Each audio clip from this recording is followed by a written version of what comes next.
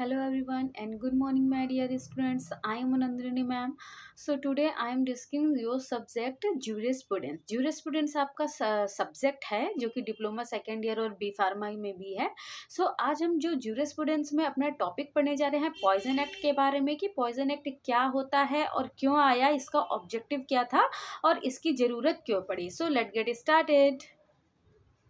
So student अब हम बात करते हैं बिकॉज हम फार्मेसी फील्ड के हैं, फार्मा के स्टूडेंट हैं, तो हमें ये पता होता है कि कोई भी ड्रग स्टोर अगर मेडिकल स्टोर आपको चलाना है तो उसमें आपको डिफरेंट डिफरेंट टाइप की ड्रग्स मेडिसिन्स रखनी होती हैं और सब अलग अलग कैटेगरी की होती है, हमें रखनी होती है. मगर आपको ये भी पता होगा कि जो हम पॉइजनस या टॉक्सिक सब्सटेंस अगर बेचते हैं तो उसे रैंडमली कोई भी नहीं बेच सकता. उसको बेचने के लिए हमें एक अलग से परमिशन की ज़रूरत होती है जिसके तहत ही हम पॉइजनस चीज़ों या टॉक्सिक सब्सटेंस को बेच सकते हैं. उनके अलग रूल्स एंड रेगुलेशन गाइडलाइंस होती हैं और जहाँ पे भी हम अपने पॉइजनस या टॉक्सिक सब्सटेंस को रखते हैं वहाँ पे हमें अलग से लेबलिंग भी करके रखना होता है और विदाउट किसी प्रिस्क्रिप्शन के हम किसी को भी पॉइजनस चीज़ों को सेल नहीं कर सकते हैं. मतलब इन शॉर्ट अगर हम कहें तो अगर पॉइजनस एंड टॉक्सिक सब्सटेंस से रिलेटेड आपको किसी भी चीज़ का बिजनेस करना है, सेल करना है, मैन्युफैक्चर करना है या फिर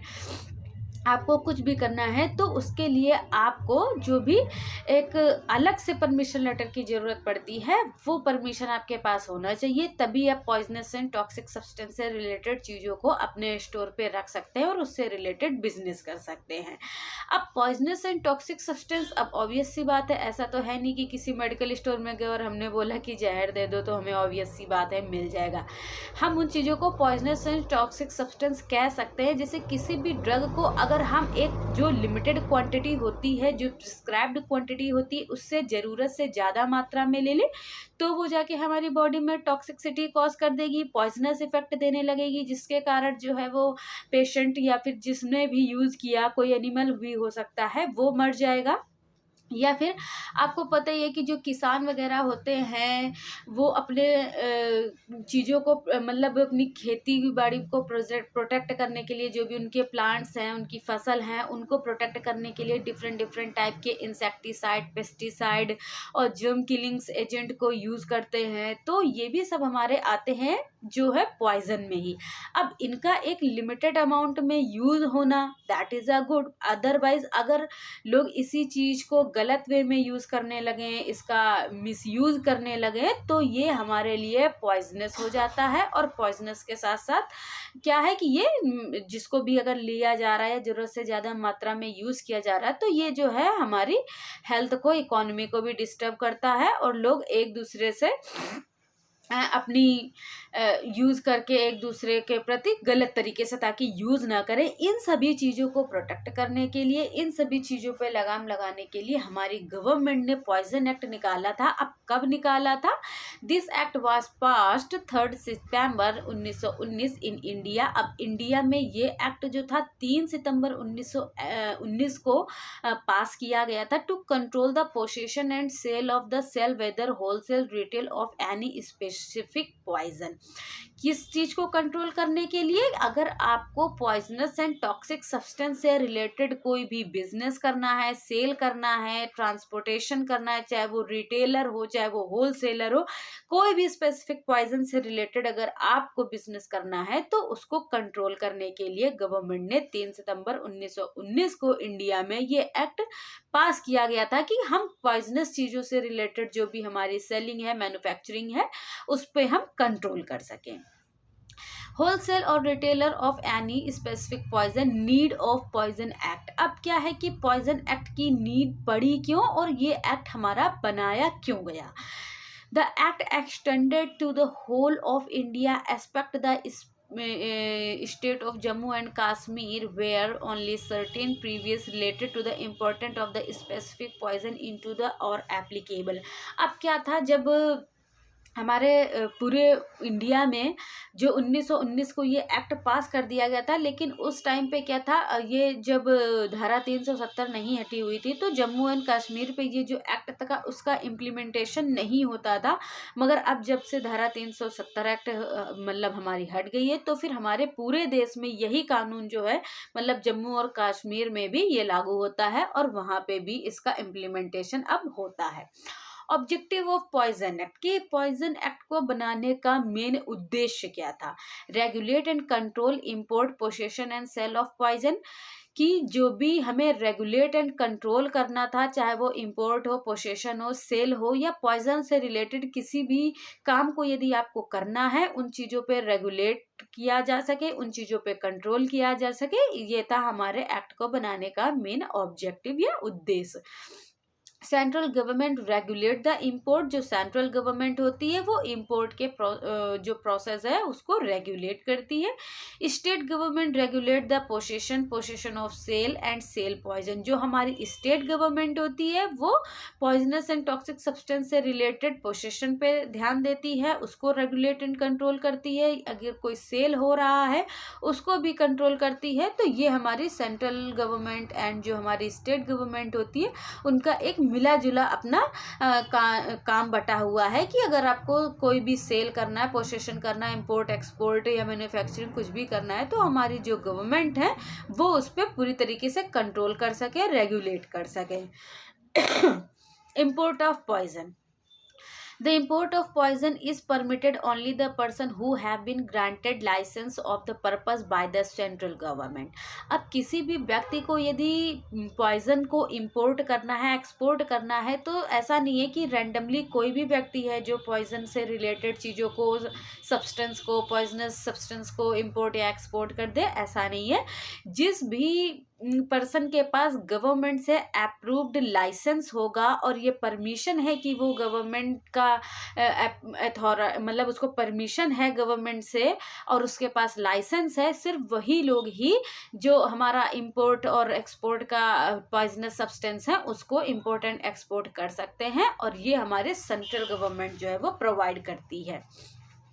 such as the person may import possession across of the defined custom frontiers and according with the condition of the license। अब जो भी पर्सन है उसके पास परमिशन होनी चाहिए, अथॉरिटी होनी चाहिए, तभी वो हमारे पॉइजनस एंड टॉक्सिक सब्सटेंस को इंपोर्ट या एक्सपोर्ट कर सकता है और ये जो परमिशन है हमें सेंट्रल गवर्नमेंट के थ्रू मिलती है। और इसके अलावा कोई भी अगर ऐसा पर्सन है जो भी हमारे विदाउट लाइसेंसिंग अगर पकड़ा जाता है उसको इंपोर्ट या एक्सपोर्ट करते हुए पॉइजनस चीज़ों को, तो वो पनिशेबल है। अब उस पर हमारी कस्टम डिपार्टमेंट भी इंक्लूड होते हैं और ये सब इन्हीं चीज़ों का इंस्पेक्शन करते हैं कि क्या है सही और क्या गलत चीज़ें हैं, किस काम को आप लीगल तरीके से कर रहे हैं और किसको नहीं। अगर ऐसा आप पाए गए तो फिर कस्टम डिपार्टमेंट इसमें इंक्लूड होता है और आपको पूरी इंफॉर्मेशन देनी पड़ती है। Possession for the sale and sale of any poison, कि अगर आप कोई भी ऐसा पोसेशन या बिजनेस कर रहे हैं जिसमें poisonous and toxic substances included है तो उसके लिए आपको क्या करना है, possession for sale and any poison, की possession of any poison, import of poison, ये आपको अगर कोई भी टॉक्सिक एंड पॉइजनस सब्सटेंस का बिजनेस या सेल करना है तो आपको ये सारे पॉइंट्स जो है वो क्लियरली मेंशन करने होते हैं जब आपको लाइसेंस लेना है कि आप जो है पॉइजनस एंड टॉक्सिक सब्सटेंस से किस तरीके का बिजनेस करना चाह रहे हैं, सेल करना है, इंपोर्ट करना है, एक्सपोर्ट करना है या उसकी मैन्युफैक्चरिंग करना है या फिर आप पॉइजनस सब्सटेंस से रिलेटेड कौन सा काम करने जा रहे हैं। Inspection and examination of any such as the poison possessed by the vendor of the cell। अब क्या है, इस इंस्पेक्शन एंड एग्जामिनेशन कब किया जाता है कि जब आप कोई वेंडर हैं, सेल कर रहे हैं तो आपका इंस्पेक्शन होगा और उसमें चीज़ों को आपको क्लियरली बताना होगा, because you having a licence, तभी आप जो है उससे रिलेटेड बिजनेस को कर पा रहे हैं। The poison, the recorded, maintained, their sale are subject to inspection by person authorized in the behalf of the state government. अब जब भी आप पॉइजनस चीज़ों को सेल कर रहे हैं या फिर इंपोर्ट कर रहे हैं तो आपको गवर्नमेंट ने लाइसेंस दिया है, तभी आप उस काम को कर पा रहे हैं। तो क्या करना होता है, आपको एक अपने पास रिकॉर्ड मेंटेन करके रखना होता है, जिसमें हमें पूरा डेटा रखना होता है कि कितना हमारा कंजप्शन है और हमने कब कब अपनी चीज़ों, तो बाकायदा पूरा एक आपको रजिस्टर मतलब रिटन फॉर्म में पूरा डेटा जो है वो मेंटेन करके रखना होता है। तो जब भी स्टेट गवर्नमेंट के थ्रू या फिर कस्टम डिपार्टमेंट के थ्रू कोई भी बंदा आता है, कोई भी ऑफिसर आपके पास एग्जामिन करने, इंस्पेक्शन करने, तो आपको वो डेटा जो है वो दिखाना होता है। The state government also empowered to regulate the possession of the specific poison of any local area. अब जो स्टेट गवर्नमेंट होती है, वहाँ के ऑफिसर्स होते हैं, वो रेगुलेट करते हैं, कंट्रोल करते हैं। जो भी बंदा स्पेसिफिक कोई भी पॉइजन है अपने लोकल एरिया में उससे रिलेटेड बिजनेस या सेल कर रहा है, उस चीज़ों का वो इंस्पेक्शन करने आते हैं, जिससे कि हमारे पास एक डेटा भी होता है कि पर्टिकुलर लोकल एरिया में कौन कौन से ऐसे लाइसेंस या ऑथराइज्ड हमारे मेडिकल स्टोर है जहाँ पे हमें ने पॉइजनस एंड टॉक्सिक सब्सटेंस को सेल करने की परमिशन दी है या इंपोर्ट करने की परमिशन दी है। List of the poisonous substance. अब पॉइजनस सब्सटेंस कौन कौन से होते हैं हम उनको देख लेते हैं कि लिस्ट। तो ये लिस्ट हमारी दो तरीके से आती है, एक ए लिस्ट, एक बी लिस्ट। तो ए लिस्ट में हमारे aconite, arsenic, coca, digitalis, lead etcetera. So students आपको पता ही है कि जैसे कि लेड है, डिस्टैलिस है, कोका है, ये सब हमारे एक मेडिसिनल पर्पस वाली चीज़ें हैं। कोका है, डिस्टैलिस है, ये तो मेडिसिनल प्लांट से मिलने वाले सब्सटेंस है और इनसे डिफरेंट टाइप की बहुत सारी ऐसी इंपॉर्टेंट मेडिसिन बनती है जो कि हमारी फार्मेसी इंडस्ट्री में बहुत ज़्यादा ज़रूरी भी हैं और हमारे जो आम जनता है उसकी डिजीज़ को ट्रीटमेंट करने के काम में आती है। लेकिन वही होता है कि अगर हम इनका एक लिमिटेड अमाउंट में यूज़ करें तो ये हमें एज अ इफेक्ट दे रही है, पॉजिटिव इफेक्ट डिजीज़ को ट्रीटमेंट करने में। लेकिन अगर हमने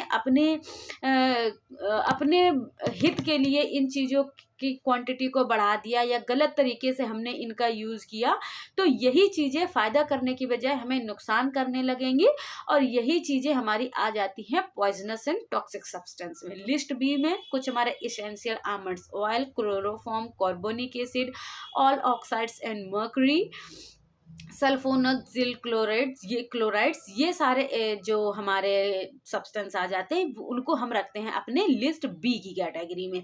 सो ये थे हमारे पॉइजनस एंड टॉक्सिक सब्सटेंस जिनको हमने अलग अलग डिवाइड की।